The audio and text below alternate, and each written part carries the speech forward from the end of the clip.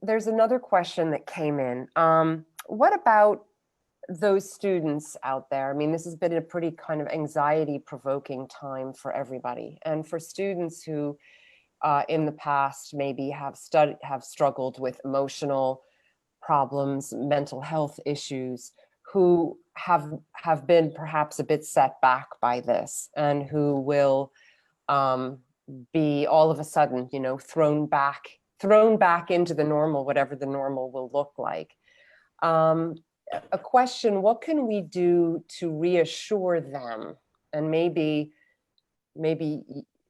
even kind of the approaches that colleges will have, that they can take their time, that this can be a process that isn't horribly stress-filled for them? Right. Do you mean the kids who are the current 12th graders, or?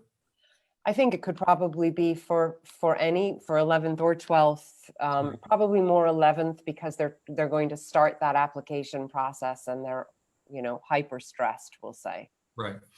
Oh, I would say that the most important thing to keep in mind is that the colleges need you. The colleges need kids. The colleges need students. The colleges need families, and they will do whatever they can to help students and families work out some kind of arrangement that makes attending possible in whatever shape or form that may take now. I think they're going to be even more flexible than they were. They've generally been willing to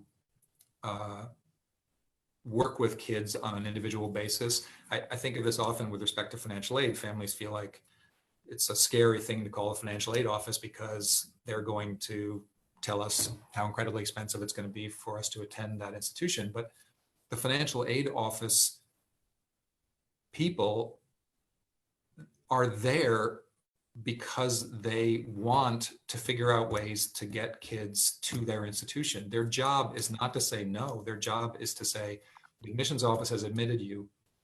That means we want you. What can we do to help you figure out a way to make this work?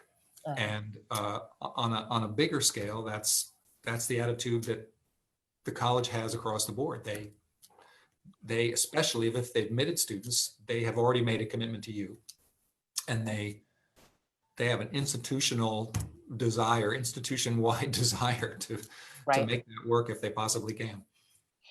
And that's I think a very helpful and reassuring perspective, that as parents of students who are applicants, one can very easily forget, because we hear so much about, the competitiveness and the selectivity of colleges. And so it's very easy to start to think of it as kind of, we're all just trying to get in, and to remember that that the need goes in two directions. Yeah. Within, I think last week even, there were at least 700 colleges and universities in the country that did not have full classes for the fall. So, and those are colleges that normally would? Well, okay, that's a great question.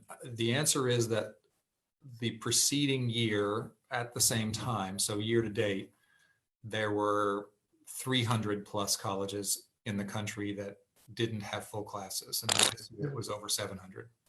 Okay. So it's a big jump. It's a big jump.